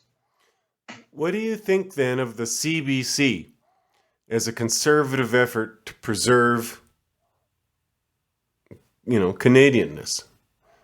It seems like just the most sensible possible course of action to take the new media into your hands and to continue to promulgate via new technology the old way you want it to be. Mm-hmm. Well, in the ideal situation, we would have that sort of centralized national broadcasting network to shape Canadians in a way that is positive, healthy, that guides them to flourishing, that guides them to a strong identity. That is where what the merit in the CBC is. It has the potential to act in that way. Obviously, we let it go sometime along the way and failed to use it for that purpose, and now it's used as the way that medium is used is a detrimental, and it defends the powers, defends the elites against any attacks that they may face because they own that, while preventing us from really being shaped in a positive way. You can see them try and control the internet in the same way, and you can see, if from even a cursory examination of McLuhan's ideas, that their attempts to censor the internet or our message or anything like that in that same way they did TV, or to co-opt it even, or hordes of shills and astroturfing, is hopelessly doomed. Yeah. It would be like trying to censor writing by screaming at it. Yeah, and that's a lot of what he talks about in this shift, this technological shift that he's describing. We'll call it the rearview mirror society. The guys that are a step behind, really. Now they're a step ahead because they have such strong control over everything. But if they don't have a way to step in front of, the internet and other forms of evolutionary technology, then there's nothing they can do to stop that. So, at this point, it doesn't matter that they control the CBC if we have access to the means of our own mediums, and we can begin shaping ourselves as we desire and continue that process in these decentralized capacities. Charles, look, Charles, look at me. Look at me. I am Peter Mansbridge now. Yeah, that's exactly it. So that taking that notion, taking these ideas that he has here and, applying them to where we're at, it's actually very encouraging, because it means that we almost have, I think there's lots of potential to just route them and be our own thing, shape ourselves in the way we desire, even if it starts small and decentralized. I think it's the way of the future, and this is where we go beyond what he was able to see in this text. Okay, I'm gonna tie 3 things together now that everyone of our listeners is gonna like: the movie network, Josh Neal's text on hyperreality, and this text we're reading right now. So in the movie network, we are presented with a sort of hero. What's the guy's name? I don't know what network is. Beale becomes almost a televangelist of the news. First, you got to get angry, right? And then he finds out that he has been co-opted instantly by the big banking and the forces of global banking. And they turn him into a kind of a Glenn Beck kind of character. Josh Neal talks about how to make a hero on the internet. Our own Beale. Maybe. Of course, he's a false hero. Now so what this is saying, content being irrelevant, is that by having an internet, it will generate, by the mere quality of its, that it's its own medium and a new medium, its own heroes. I don't like that a lot of our conclusions we're coming to on this show over time, Matt Parrott stuff, that, is that we should stand back and just let these natural processes occur. It goes extremely contrary to the my Fed posting side and my desire to go do action in the world. But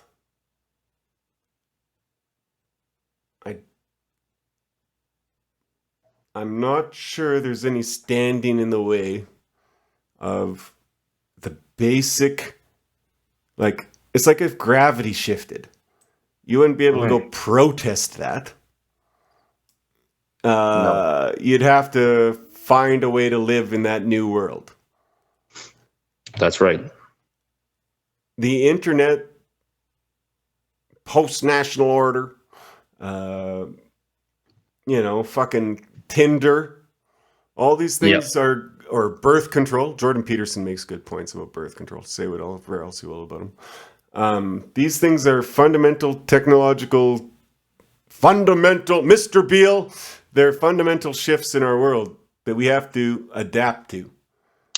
And they will generate their own heroes by the quality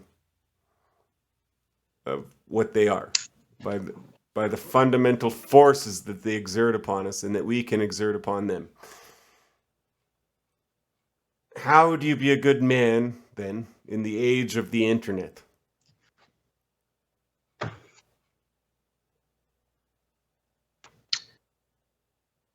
Well, what do you think?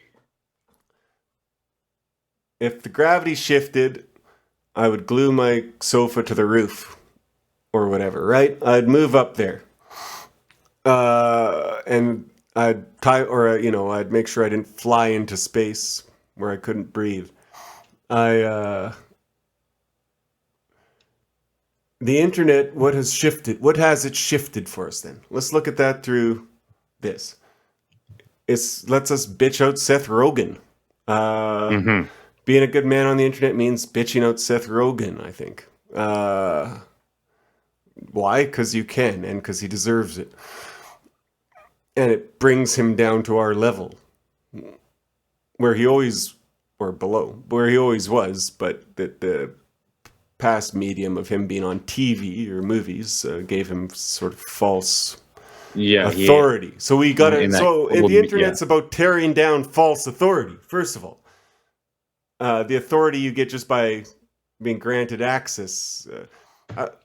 When I was on some small amount of psychedelics when I was about 20, and I remember seeing the newsman on TV and seeing just through all the production and everything and just seeing that he's a man, like really viscerally understanding that he's just a man, which was quite a revelation at the time. And the internet wasn't very big yet. I think now that's become manifest to all these celebrities. There's no reverence now to these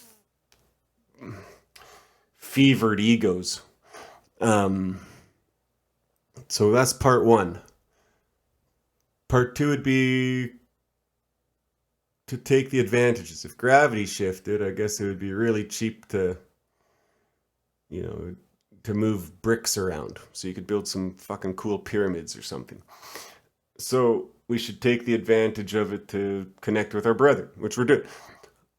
It's going to be sad again if I find out that all our conclusions are just what we did. If I'm going to find out that everything I'm going to say is a good idea is just actually what we did without knowing it, maybe even in 2016, whatever you got on here, 15, 18, right? But that's probably the case. I think we probably are the manifestation of the man who's now living comfortably on his ceiling.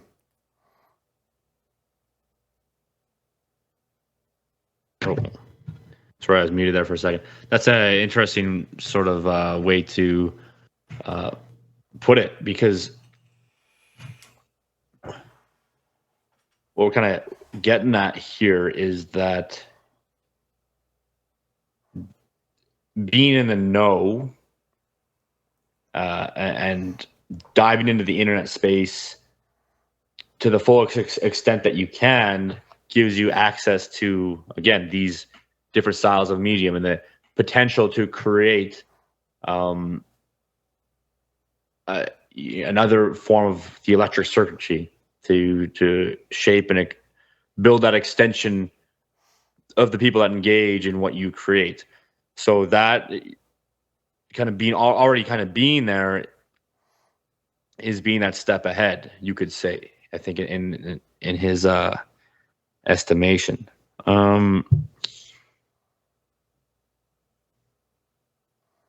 I think one part of it, though, is that, yes, the media, sorry, the internet is a new environment created for us.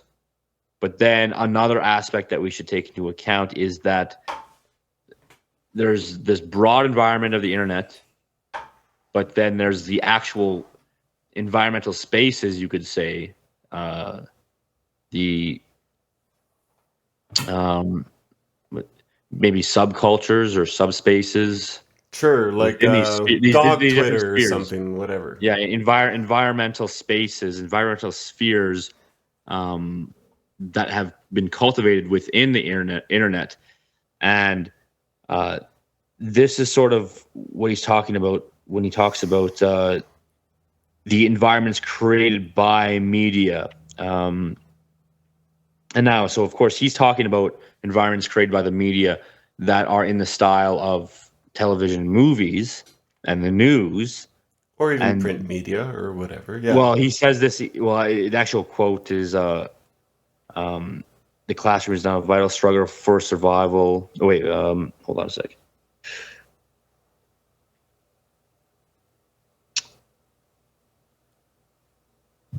Yeah, I just lost the quote there for a second. But basically, he's saying these are new environments created by the media outside of the printed world. So he's saying this is something a step beyond the printed world. Yes. Right. It's a new environment.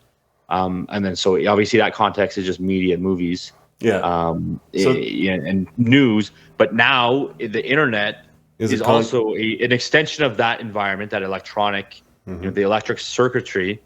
But then within that, now we have access to engage in it, to cultivate our own environmental spheres within that.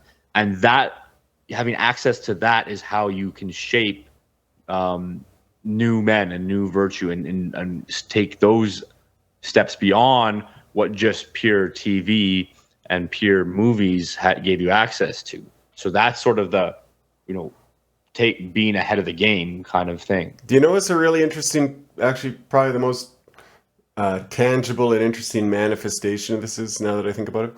A lot of times you're watching a YouTube video and it's like a repeat of a live stream, and you can see all the commentators' chats going up the side.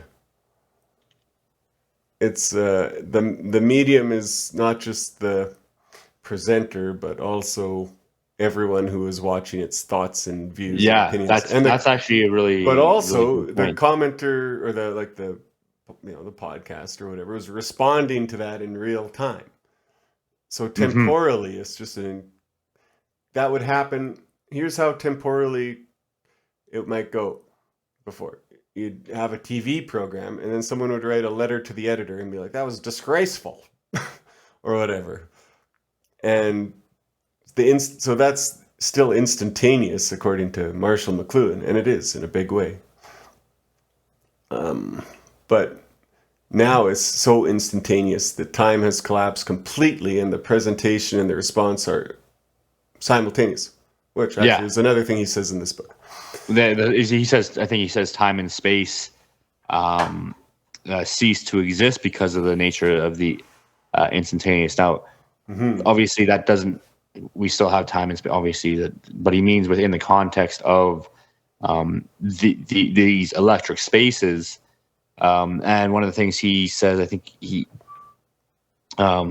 says the consequence of that is now we must now know in advance the consequences of any policy or action, since the results are experienced without any delay. You have to think of what you're going to say. Yeah, because of electric speed, we can no longer wait and see. And then he used the example, George Washington once remarked, "We haven't heard from Benjamin Franklin in Paris this year. We should write him a letter." That's kind of what you were just touching on earlier, that kind of. So now that notion of time has collapsed in that, waiting for a message. It is right there. It is fully present to you as you need it. The visual means, he says, of apprehending the world, they're just too slow to be relevant or effective. So to be relevant is to take a step beyond what we mentioned earlier, the rearview mirror society and these old notions of education, and step into what is relevant for new students, the new generation, which is these instantaneous modes. And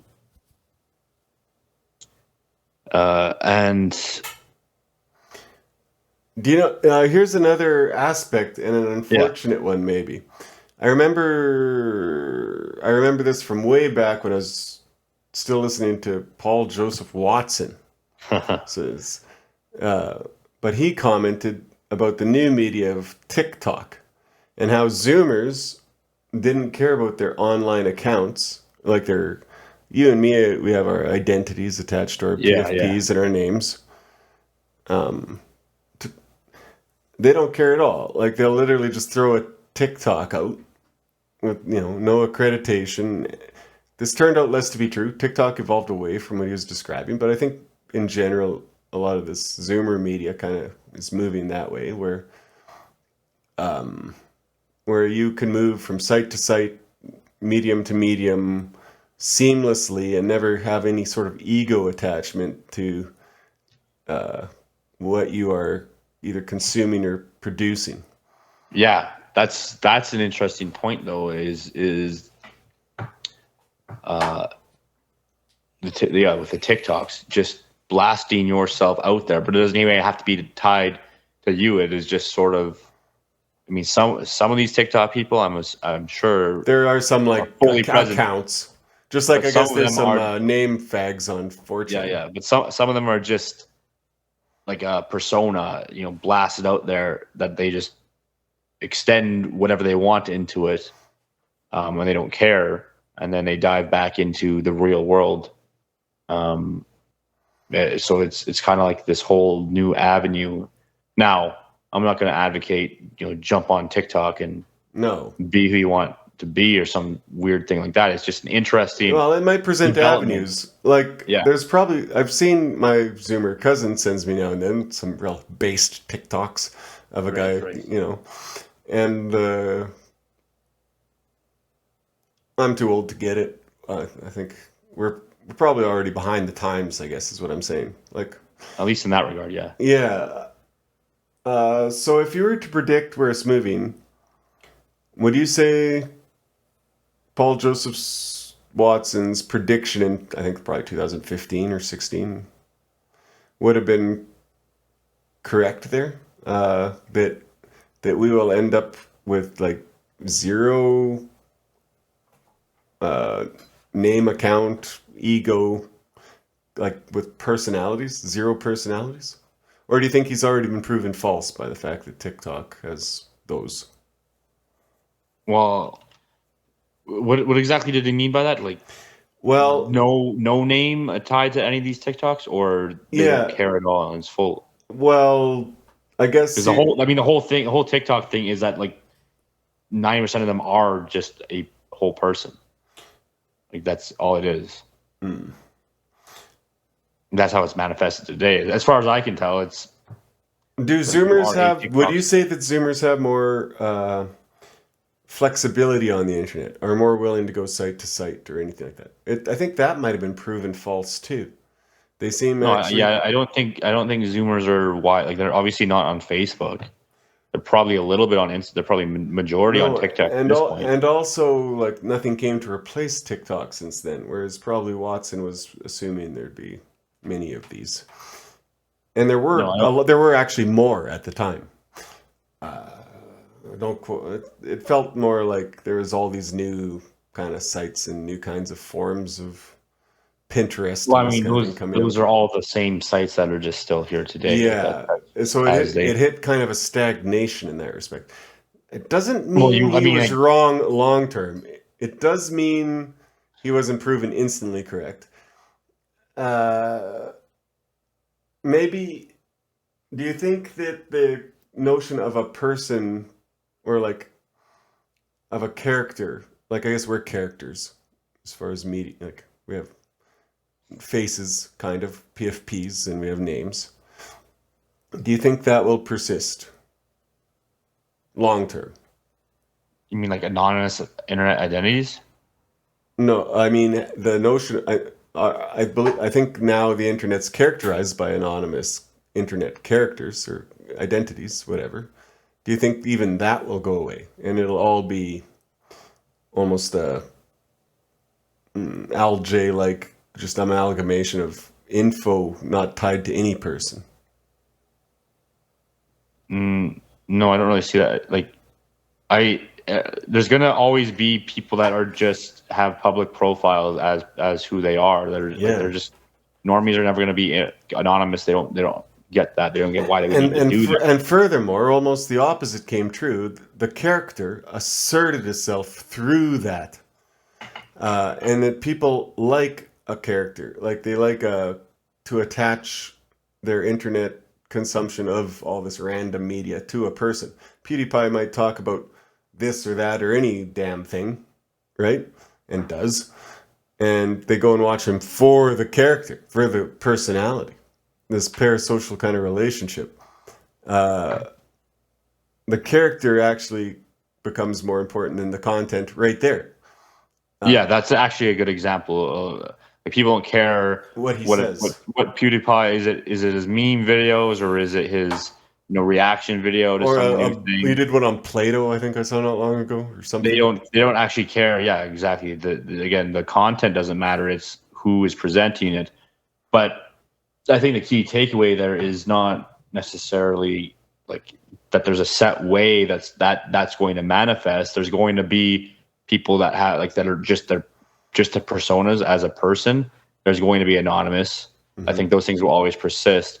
What I think, again, people will be drawn to one or the other based on a personality type. Like I think you have a lot of these Zoomers that like their person, like a parasocial relationship. They like to be attached to a given person. But then you have the type of people that may be more like us, that we just want someone who gives good detailed information about a topic that we're interested in. So it might be just a series of anonymous profiles that get us various different pieces of information. So I think a lot of that is just, again, everyone has their own taste.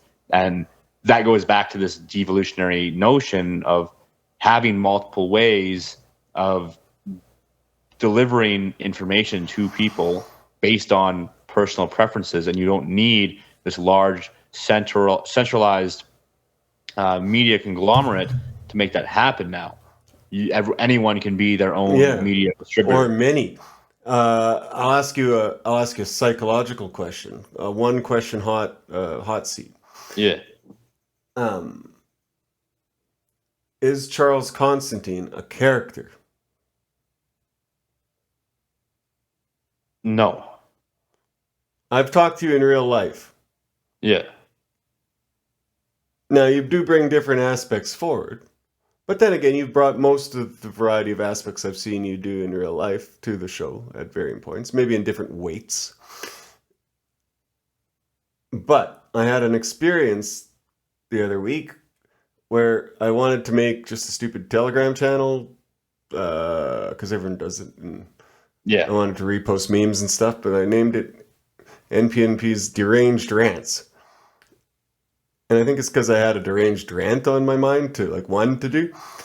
But then I doctored up my PFP with black eyes and a bloody nose, and I made a deranged rant, and then I almost felt like I assumed the character, and I ended up delivering it's a different character of content than I would have if I had probably named it NPNP's Deep Thoughts or something like that. Right. That's an interesting approach. When you reframe it like that, well, then you could say your profile and your approach online maybe by necessity is a character, because there's only so much that you can bring out in the medium. Right, and then back to medium as a message. You're always going to hammer this home from this text. But when I'm speaking on this podcast, there's only a certain amount of details about myself, obviously, I can give out, but also a certain variety of topics that are going to be delved into based on what is what themes that this medium allows for. And obviously also it's distilled into 1 or 2 hours of discussion. So you don't get beyond that. So necessarily there's a certain approach that has to be taken within any given media. And this is going to be true even if you're not anonymous. Now, our show, by deliberate decision, is extremely raw. We don't plan any of it. And we end up actually have like discussions beyond the recording or before, and they're actually almost identical. I feel bad for old Humbucker trying to edit it because you can't tell. Like you have to actually listen to what we're saying, but to figure out where we start and stop in a big way. We're very authentic, I think, to like it's just me talking. But yeah, the constraints of the medium, you and me talking, that's when we have it changes the dynamic every time we get a guest. These all are, it's the same show over and over. And it can't not be. Every show is like that. In fact, if your favorite band is the same song over and over, I almost guarantee it. Well, until it's not, and then you have people, well, this isn't the same, like complaining, I like their old stuff better, or why'd you sell out? That kind of that's I'm trying to think of the like bands who like vary between genres the most. What's that? They made what's that called?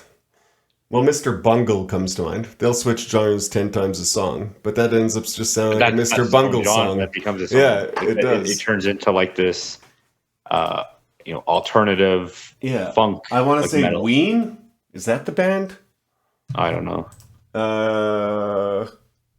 They've got a. I mean, because you get a band like Mastodon that comes to mind first. That's always all sounds the same.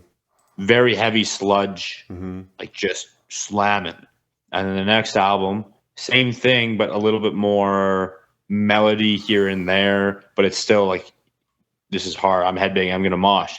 Then the next album brings in a little bit more progressive elements. And this isn't just popular music. Beethoven all sounds kind of the same.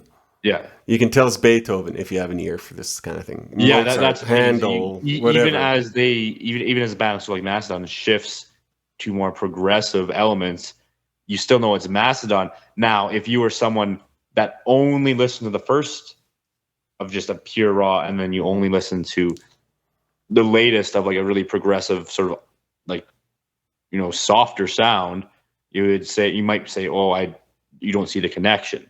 But as a continuity, it is the same almost. You could almost relate it to a sort of living tradition is developing over time kind of thing.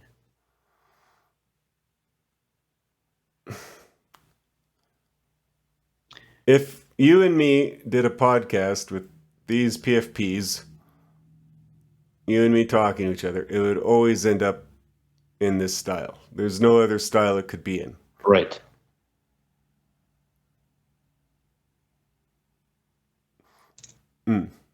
It's a almost fatalistic thought. Yeah, because that's not necessarily true, but then to do something so radically different that you could say it is something different would be like we could suddenly just do something like go discuss like baking, like just same and just discuss baking and purely like do a step-by-step whatever of a recipe, just like something really dumb like that. That might if to do that and make it different, we would have to do it in such a stilted. We have to basically restrain everything in our normal speaking patterns to make that so different. Yeah, I'm not sure it wouldn't end up sounding a lot like this. Well, that's what I mean. Is you would have to have like a script written to make sure it doesn't sound like that. That's the extent you would have to go. What was I thought Okay, I'm giving it away. I don't think it was ever going to happen anyway, but I thought it'd be super funny on April Fools if we went and became Dimes and Judas on Blood Satellite, and they came and did this show, and we just swapped it with no announcement of it or whatever. Damn it, Matt! Why would you give it away? What the hell? Well, no one listens to our fucking show anyway. We might do it anyway. You'll forget it. You'll forget I said this. But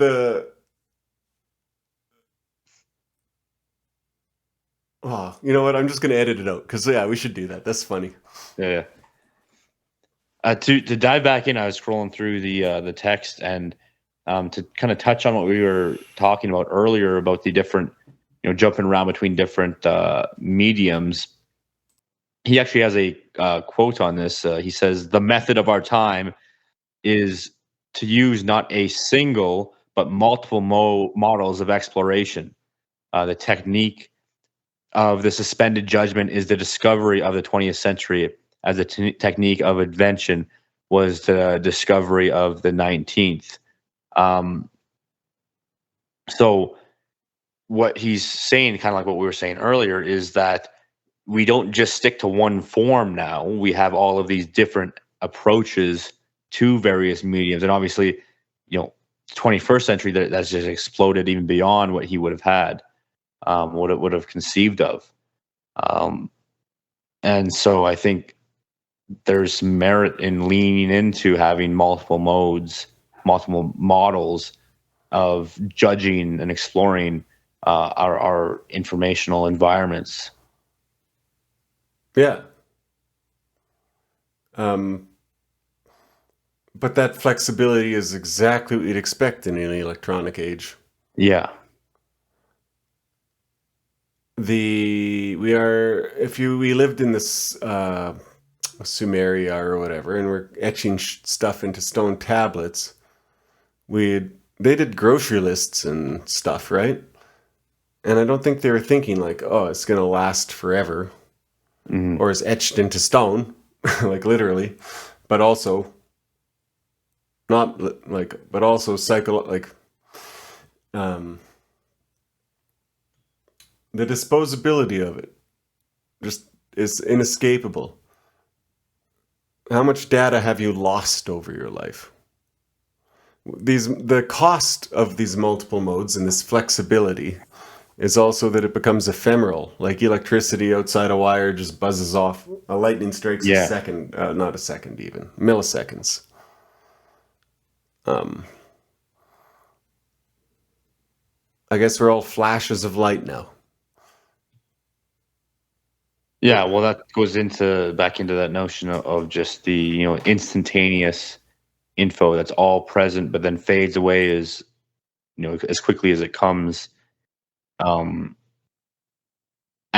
the important thing from that is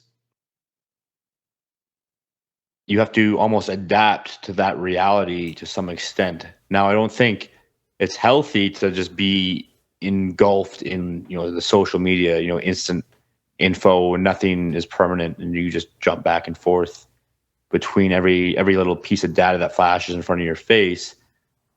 You obviously need some balance. You need to maybe rebuild your attention span. Don't let that destroy you completely, because that's still an important thing to have. But you also can't avoid that, and you need to learn how to navigate the world in that reality. We're now all omniscient beings with Alzheimer's. We can know anything at any given time, but nothing, at any time. And I think that's where almost finding approaches, and I think this is where the education system is failing, at least as it stands now, is it's still assuming information is delivered in our previous models, whereas that's not the case now. And maybe there's someone working on some way, to teach that accommodates for this reality that we face now, but we obviously don't see that in education these days. You know what form it takes is misinformation, disinformation debate. How to recognize good. You probably had a research class, even how to at some point in your schooling, how to well, recognize good information on the internet, how to cite your sources, etc. I don't think that's not quite the same thing that I'm No, touching on. but the education towards it would be how to navigate truth, given that all information is now possible. Yeah, but that's more so a mode of approaching it that prevents you from actually navigating it properly. No. What I'm talking I don't about, disagree with that. But so what I'm talking what's about the proper more mode? is what kind of, like, okay, with the invention of printing and mass marketability of books, you now have to readjust your education in a way, if you want your population to be literate, of course, you should adjust your education in a way that accounts for this, that people can read, and here's what we want to get out of it, and here's how you approach, what's the best way for approaching the masses having access to these texts. So education is still on that model, and it hasn't adapted to this model of instantaneous electric information, and how you sort through it. Again, not in this false information or misinformation and truth. That's just the topic of making sure that your population doesn't go down the wrong path. That's not actually addressing the issue of how do you navigate it. What is the proper way? What, again, in the same way that what is the right way to navigate books? Right. What is the right way to navigate mass information in the electric age? Well, here's one thing from the book. He says, well, first of all, here's the Plato or the Socrates quote, rather, that he says. He says, sorry, my eyes again. I gotta move my mic. The discovery of the alphabet will create forgetfulness in the learner's souls, because they will not use their memories. They will trust the external written characters and not remember of themselves. You give your disciples not truth, but only the semblance of truth. They will be heroes of many things and will have learned nothing. They will appear to be omniscient and will generally know nothing. Holy shit, Socrates said that. Yeah. So I was absolutely right in my little rant a minute ago. But the other thing, he says that the literacy and all this and print media moved it from a auditory landscape to a visual. I think the internet actually kind of moves. He might even say that mass media does this, but that the internet's more audible than it is, and I think text, as we know it, is disappearing. Yeah, that's a good point. I mean, with the advent of the audiobook and the podcast and all of these, and even the YouTube video, as much as they do have a visual component, that is mostly there just for show. And he says that the caveman drew what was beneath the ice just as much as what was above, because that was in the acoustic landscape. And I think the landscape the internet presents is more akin to that than it is to a book or even a library.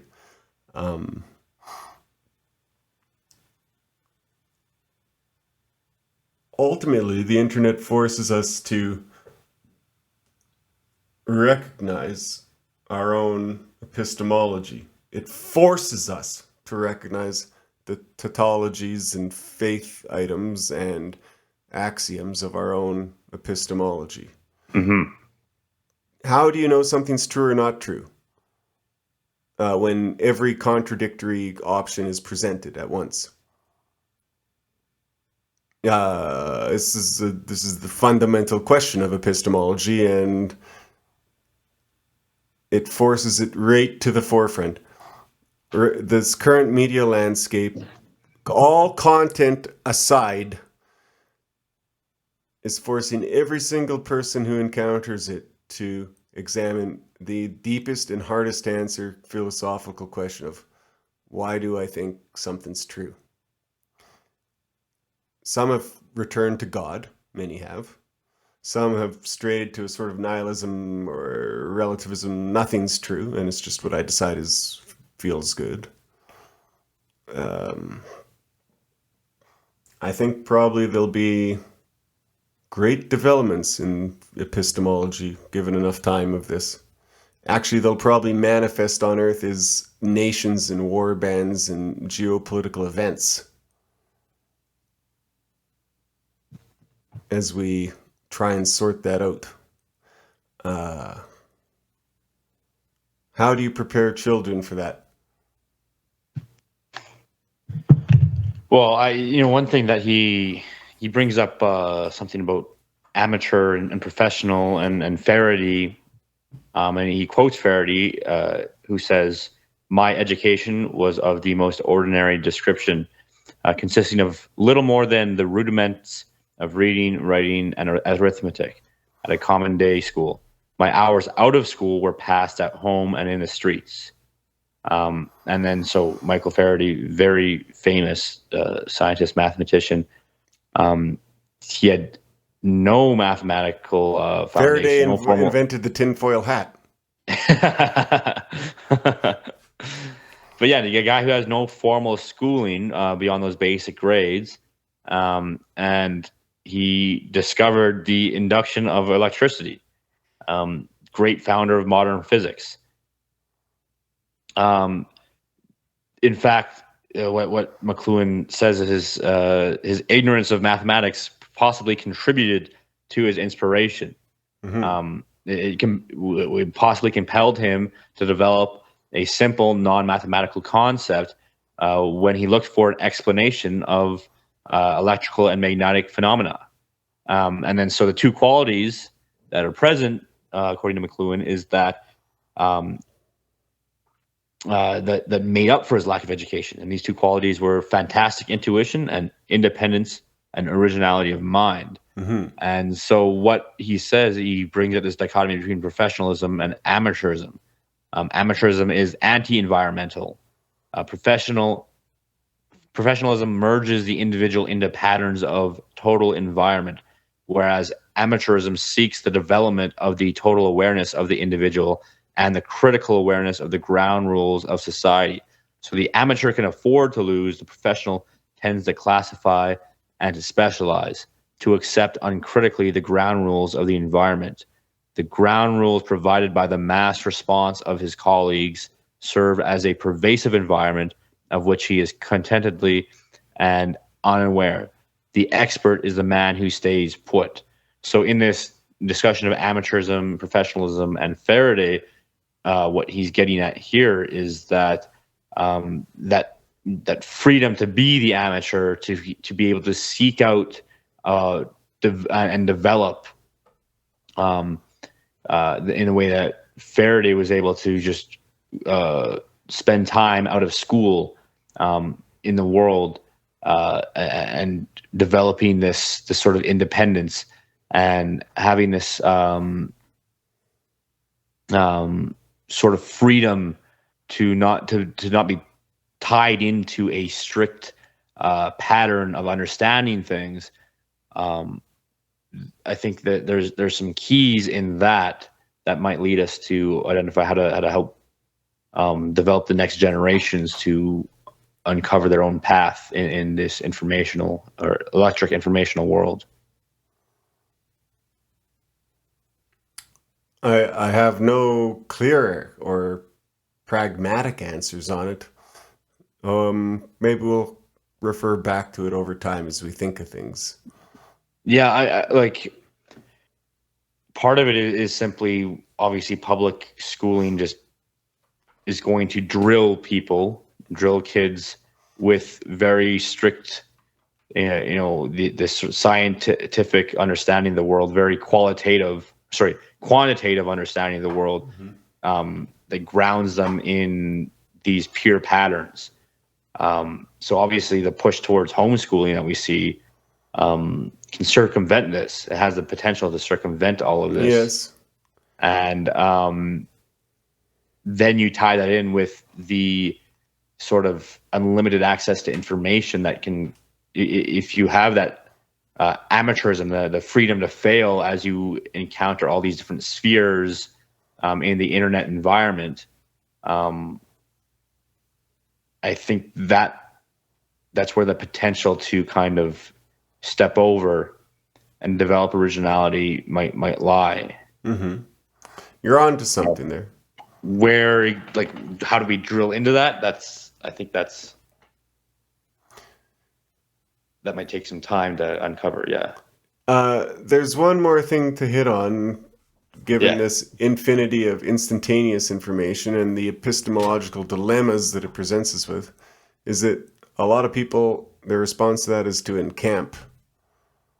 Rather than fall into the sea of infinite possibility, they just double down, right, on whatever, not necessarily whatever, but some sympathetic belief, and that's how you end up with like these sort of Schelling points, or like people getting just really, really mad about the Transformers, or smoking, or big questions too. They all become equal, weirdly. Like the arguments online about raw milk are almost just as vitriolic as like Gnostic heresies or geopolitical questions. There's no degrees of severity and things. Almost, you can escalate any topic to any given level. Yeah, and you'll always find those people who are just absolutely entrenched. And I'm not saying they're wrong, and I'm not saying they're right, or that's not even like the right way to approach it. Maybe that is the response. Maybe that is correct. It's just, I feel like it was cheaper to be open-minded before. Being open-minded meant literally the totality of all information. Mm-hmm. Mm-hmm. So again, we find ourselves as Nazis in 2022, and maybe are like, ooh, did we find ourselves on an infinite ocean and just have to build a raft? I don't mean Nazis, but you know what I mean. Yeah, whatever. Like I guess, in the transgressive space of having uncovered all kinds of, uncovered what the unlimited access to information has allowed you to uncover, kind of thing, right? Mm-hmm. And also beset by all sides by all sorts of relativist, degenerate and nihilism and all these things that result from kind of like from this broadened perspective. And right. And yet, so let's tie that quickly, because I think we've gone on long. But to C.J. Miller's recent article on the progressive mindset and the conservative mindset in dissident spheres, the progressive mindset will always be more at home with the relative notions and just be more comfortable not knowing, or not. He won't entrench himself. He won't care if I don't know, season 5 of The Simpsons was the best one or season 4. He just would not care. He'd be like, they both have their merits, or maybe whatever. He won't get in a flame war over that. The conservative mindset will insist that one is objectively better, and he'll make good points to that. Neither is wrong. We probably need both, and that'll probably continue. But the progressive mindset is definitely going to be in a distinct advantage in this new environment. Yeah, that's definitely, I think, the case. You have to be pushing for new paths or new approaches, new models that keep you a step with the game as things come at you instantaneously in newer and newer forms. So I think we'll leave it at that. There's probably a lot more in this that we could draw out, but it's extremely short and extremely deep. Yeah, I think we touched on a lot of interesting points that I wanted to get at, and hopefully you guys found that useful, interesting, and I'm sure we'll be able to tie this back in as we go forward in new discussions and texts. And again, it's just funny how so much of what we have read so far is able to tie into other things. Josh's article fits into this, obviously, and a little bit of Owen's article, but our underlying theme has become clear now, and it's how to be a good guy in the age of the internet. Yes, exactly. And you know what? We'll leave that with the audience. You guys go and you meditate on that. I think I'm too tired for an outro segment. Okay, yeah, so we can just say goodnight here. We'll say goodnight here. Listen to the song that I recommend. They're gonna be better. I'm tired, but listen to the songs I recommend because they're the best songs you'll ever hear. So, yeah, see ya. All right, good night, Charles. Good night.